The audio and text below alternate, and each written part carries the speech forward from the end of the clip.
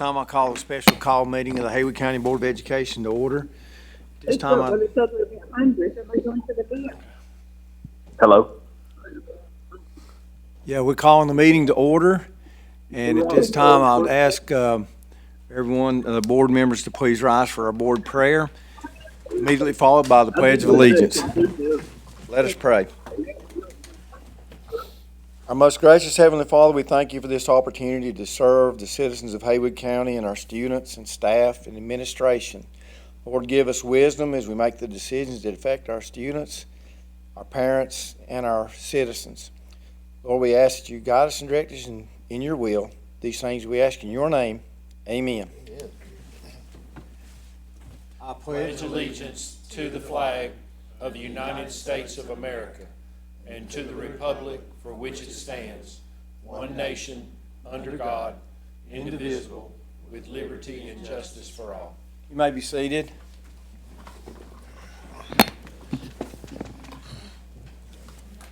First of all, I'd like to say that it is my understanding that Mr. Henson is joining us online, as well as Mr. Burnett.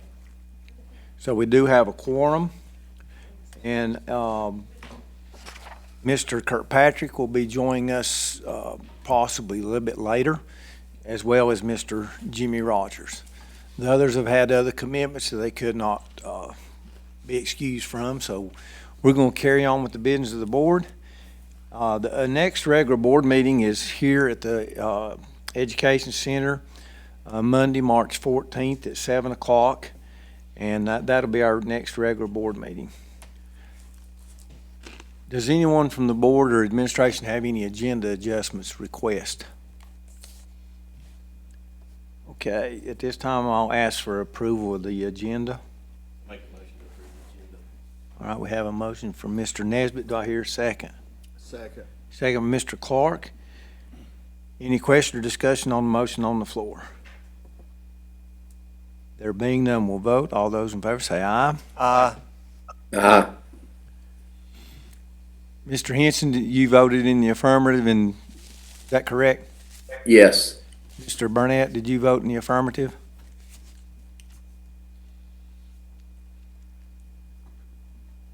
Didn't hear it. I got him muted. Okay. Okay, they're unmuting him now.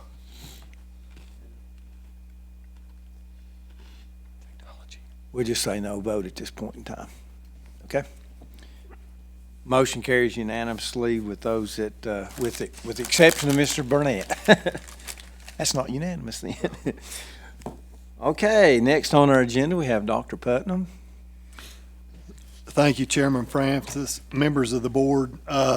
First item, first of all, let me say thank you for being willing to have a special call meeting because without that, the process of working through flood recovery would be delayed or slowed. So thank you for being willing to have a special call meeting so that progress is not halted by a board decision. The first item is for, I would ask that for your consideration, we pull down capital reserve funds. So just to explain for anyone who might be listening, we receive state sales tax dollars. And the first obligation of those state sales tax dollars go toward our indebtedness. We are still paying on a general obligation bond where new schools were built, Hazelwood, Clyde, and others. And so those are still being paid. With that said, the amount of money over and above that debt payment, we have sitting in reserve in state sales tax dollars, $3.9 million or $3,935,085.00. $3,935,085.00. I would ask that we, if this board so chooses, that we pull down $900,000 from the county The county holds that money for us, and we have to get their authorization to spend that money, and it has to be for approved expenses or items. And that 900,000 would be assigned to flood budget codes. What that will allow us to do is front money for expenses, and I'll give you just a few of those expenses so you'll kind of get some scale of why I'm asking for 900,000. At this time, we need $493,200 for flood-related items. This includes survey, architects, and engineering fees. After this past Friday, we will have another cost coming in of $300,000 to $500,000 in engineering fees from engineer and utilities. So as of right now, we should receive between FEMA and insurance $302,402 in reimbursement for the above items. So that money will be pulled down, assigned to flood budget codes. It'll allow us to pay the bills in a timely manner. And then as FEMA and insurance money comes in, we will obviously reimburse those budget codes. And then the balance, once the work is complete and flood restoration is complete, the money would then go back up to the county. So that kind of gives you the scope of what we're dealing with. Those are large numbers, and we simply don't have that another budget code to pull that from, and we need to pull that down and place it there so that we can pay our bills in a timely fashion and then reimburse once FEMA and insurance issue money. Might there be any questions in that regard? Because you said 393,000 for survey, architect, insurance, and then 3 to 5 for engineering utilities. That's almost $1 million. That's correct. Just the minute we ask for it, insurance will issue us a check. Insurance should give us $302,402. So we're actually asking for a pad there of about $300,000. But a good question. We're basically just giving ourselves a loan. That's until correct. FEMA money reimbursement. Okay. We're asking for our allowance, if you will. And this is all, we can do this statutorily and everything. There's not any kind of questions about mixing money or commingling money or anything like that in this situation? No, sir. State sales tax is designated for capital projects, and that's exactly what we're using that money toward. So your motion or approval tonight is step one in a sequence. The second step would be to go to the March 7th Commissioners meeting and ask their approval as well. But step one is starting with this board here. Let me just add one thing for Mr. Francis' question. We really won't mix the money. We'll hold insurance funds and these funds in separate codes. And then when it comes time to pay out of two different codes. That's a very common practice in government, that you can pay for stuff out of multiple codes as long as those codes are authorized, but you don't really hold, you don't mix the money in the same line item when you're holding it. And we've had that discussion. I know, not we, when I say we, I mean someone else. I know Dr. Putnam and Finance and other people have talked about that, holding it in a different place. And preemptively ahead of this meeting, I did have a conversation with the county manager, and he, they are kind of a safeguard for us, and they analyzed that budget as well, and he felt comfortable with that ask of 900,000. Okay. I sort of feel like Ronnie does, as far as that. I just don't want that to make. I want to make sure that's enough money. So I mean, would $1 million be? Is that approved as well? Could we do $1 million just in case there's any kind of up costs with the way things are going right now, just to give us that little extra cushion? I can certainly ask that of the county manager and the commissioners if that's the motion y'all want to carry Want forward. to do that, or? Well, if he's already talked, I'm fine with either way, but What do you think? Might be better just to match it up. And then we can always go back and ask for another 100,000 if we need it. Okay. Might cost us another meeting, but we're gonna be meeting here on the 14th as well, so. Right. once he said that the 304 will kick in as soon as we get that, we get the other 304,000. Okay. I'll make a motion that we approve, pull down the capital fund, 900,000. 900,000. Okay. We have a motion from Mr. Clark. Do I hear a second? Second. Sir, Mr. Nesby. Mr. Kirkpatrick, do you have any questions that you'd like to ask? Okay. Just want to make sure.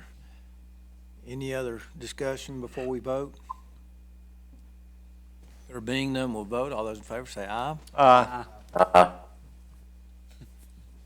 I hear Mr. Henson also voted in the affirmative. Any opposed? Mr. Burnett, are you voting? It'll be a no vote from Mr. Burnett. So the motion carries. Okay. Next, I think we've got Dr. Putnam again. All right. The next item, also related to the flood, we want the Central Haywood High School staff and administrator to have time to wrap their heads around a alternate location. And so, for your consideration, I would propose Central Haywood High School's alternate location for next year be Central Elementary. As you know, we in the central office occupy a portion of that building. We'll be relocating in the next month or so. As it stands right now, the academy has allowed us to provide instruction in a limited form, but as fully as we could offer it. A relocation to Central Elementary would allow them to have full classroom space, would allow them to have a cafeteria, would allow them to have a gym, an ample outside area, to spread out and enjoy the school experience. Want to put in just a kind word here. Our Central Haywood staff and administrator and clerical staff and custodian, they've all been great. I met with them earlier today to talk about that possibility, just to kind of prep them. That would be a discussion for tonight, and there they all stood with smiles on their faces and just happy to be teaching, and so kudos to all of them. That would also mean that ITC stays put and occupies the other half of Central Elementary. They're going to have to pull in just a little bit. We are currently using the gym as a workbench, a repair area, but Ms. Jackson has looked at a floor plan for Central Elementary and made adjustments that would allow them to have the space they need while unoccupying the gym for Central Haywood High School's use. So, might you have any questions about Central Elementary being used as a alternate location for Central Haywood High School? One thing I did neglect to say, this is an interim option. This is while we seek relocation through FEMA and through insurance funding. And that was at the advisement of state and federal officials upon walkthrough of our current Central Haywood High School that was flooded out. And they said because of the proximity to the river and because of the number of times that it has flooded, and because of the damage that is always associated with those flooding events, they recommended we seek relocation. And so upon their advisement, that is what we continue to do. This placement for Central Haywood High School would be while we try to complete that work. Any questions for Dr. Putnam? I think that's a great idea. I know that the only sort of issue would be the transportation, I guess, once you get fully functional again. Are we going to need any kind of additional transportation from the Canton side of the county? We certainly will, and those adjustments will just have to be made. I'm sure that routes will have mileage added to them. I'm sure there will be a longer travel times, but in the end, I feel like worthwhile for those kids. Okay. Thank you, sir.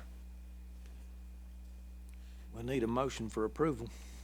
I'll make a motion to approve that Central Elementary be an alternative site for Central Haywood High School for the coming year. I'll second it. We have a motion for Mr. Francis, second by Mr. Clark. Any question or discussion on the motion on the floor? There being none, we'll vote. All those in favor say aye. Aye. Mr. Henson, are you voting on this one? I just got a text from Mr. Burnett. He said he's on the phone. So he must not be able to get. You need to unmute your microphone if you're trying to get into us.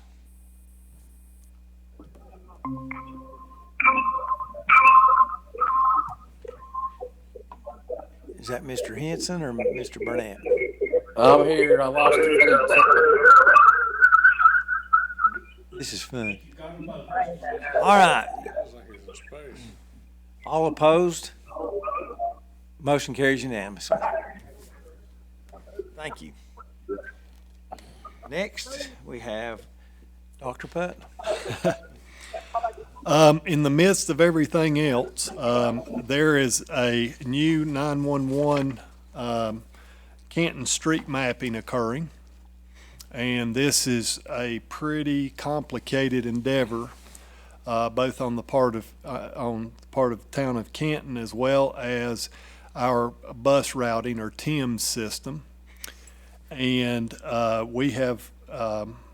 have provided a contract to Mr. Smathers, who I'll want to weigh in here in just a minute, a contract to complete this work for $4,725. And basically what they're going to do is rewrite our bus routes with the new 911 street maps. If you can imagine, that's a pretty extensive project, and these folks that we would contract with are well skilled and have done this before. The group is Andrew Montgomery. He's a TIMS project leader and a policy analyst for school transportation planning with UNC Charlotte Urban Institute. So it's a reputable group. Mr. Smathers, you want to add anything in the way of contract? I make a motion we accept the contract for the TIMS computerized bus route and map for the Canton area, or, yeah, Canton. Okay. Mr. Kirkpatrick's made a motion. Do I hear a second? Second. Second, Mr. Nesbitt. Any question or discussion on the motion on the floor? There being none, we'll vote. All those in favor say aye. Aye. Aye. I heard Mr. Burnett. I think Yes. both of them. Okay. Those opposed, like sign. Motion carries unanimously. Thank you. All right, Dr. Putnam. Thank you, Mr. Chairman. Next, we have engineer selection for flood damage utility and structure work. So if you'll remember, and I just want to make a distinction for listeners, we have already, this board previously approved work to begin by Civil Design Concepts. That is a civil engineering group in Waynesville. And what they were assigned to do is create the designs for any field work that needed to be corrected. For example, the artificial turf and drain field and drainage system at Memorial Stadium, grading work at Pisgah Baseball and Canton Middle Baseball, grading work for Pisgah Softball, and grading work for Canton Middle Softball. So that's what they were designed to do. So if you think about ground level, actual field or playing surface, that's what civil design was selected for. So that's the work they're completing. Following a permit, and we did receive our permit this past week, we have recommendations and written into the permit are some things that need to occur and to comply and make sure that we've done everything we're supposed to do in the way of issuance of that permit. And for that work, we need a utility and structure engineer. And so we put that out for RFQ, which basically is a request for qualifications. And of all the ones submitting, we only had one entry, and that is Reese Noland and McElrath. I think they one time had an office in Waynesville. They are now in Canton. Reputable engineering group, been around a while, and they have submitted to complete that work. The way the RFQ process works, it's actually illegal for them to submit a fee proposal. They are only submitting their qualifications to complete the work. But once selected, then we enter into the actual fees associated with their work. That's a negotiation that we work through.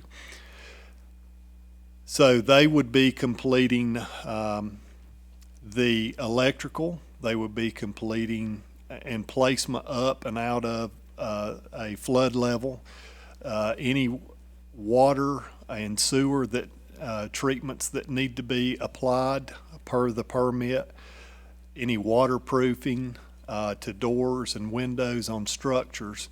So pretty much anything to do with utilities and structures, Reese Noland and McElrath is the only person submitting to complete that work. Might there be any questions in regard to that? Any questions, Dr. Putnam? We need approval of that, correct? Yes, sir. Okay. I'll entertain a motion. I make a motion to go with Reese Nolan and McElrath for the engineering selection of flood damage. I hear a second. I'll second it. Second, Mr. Clark. Any question or discussion before we vote? Being none, we'll vote. All those in favor say aye. Aye. Okay. Jimmy, do you want to, since you weren't in on the discussion, I think you should, or have you listened to it? I don't want to listen to it, no. Okay, so we'll have one abstention just because he wasn't included in the discussion. Opposed, like sign. Motion carries unanimously. Okay, I think we got one Mr. more. Chairman, sorry I was late. That's all right. We moving right down the agenda. We're getting ready. We just had a planning board meeting at Clyde, and so discussing money again over there too, you know, for the $44 million that's allotted for some people in the flood recovery Very good. funds too, so. All right, Dr. Putnam.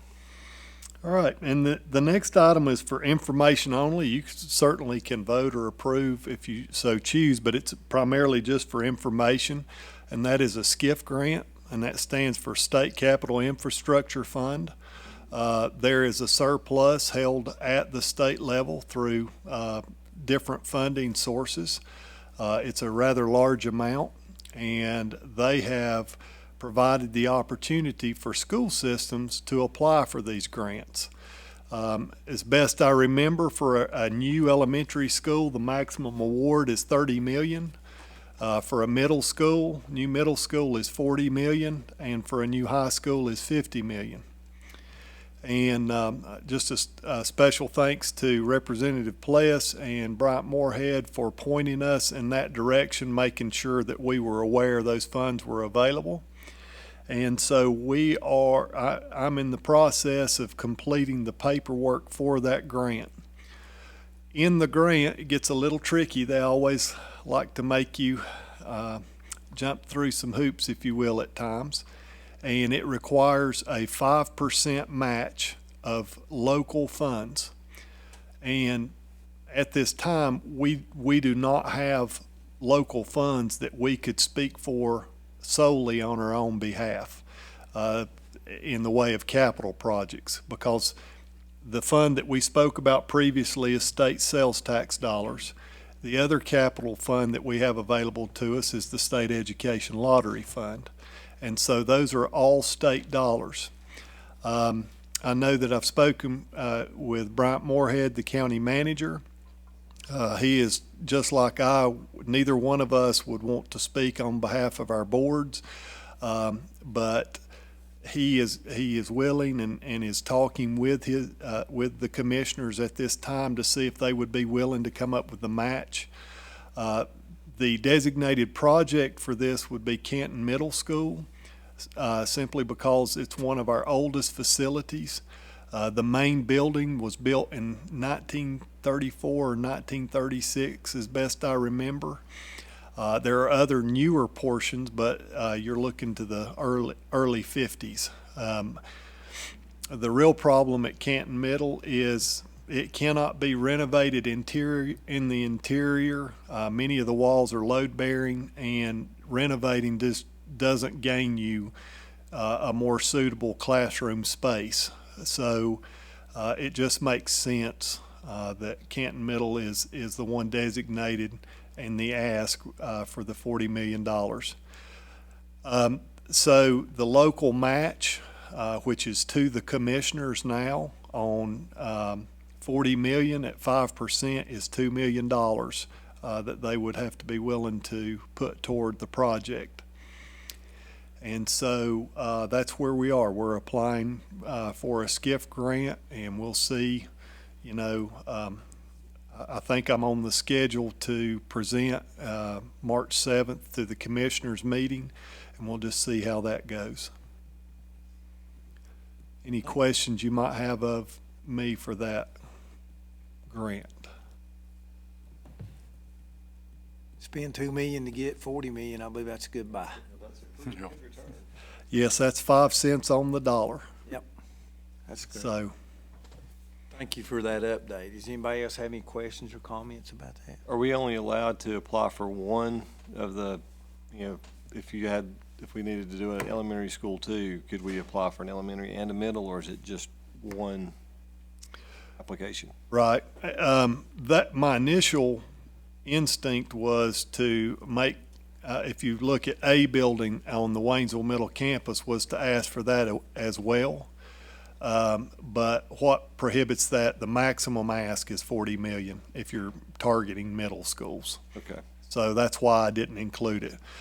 In today's market, $40 million will be a stretch to build a single middle school, much less renovate one and completely build a new one. So those are large numbers, but it goes by pretty quick.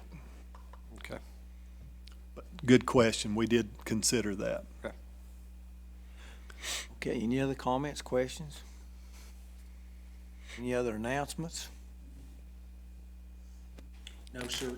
Glad to have Dr. Bill back with us.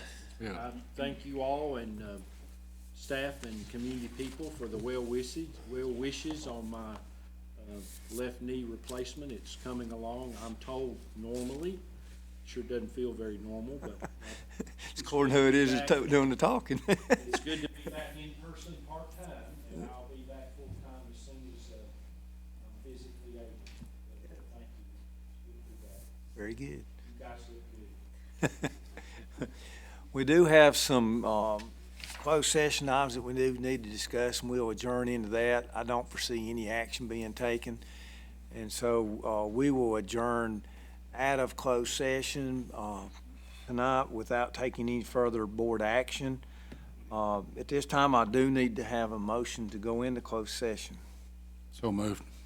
Mr. Rogers made a motion to go into closed session. Do I hear a second? Second. So, Mr. Clark, any question or discussion on the motion on the floor? There being none, we'll vote. All those in favor say aye. Aye. Aye. I heard both of them. So Mr. Burnett and Mr. Henson have both voted in the affirmative, and that being unanimous, we'll go into closed session, and this part of the meeting is adjourned.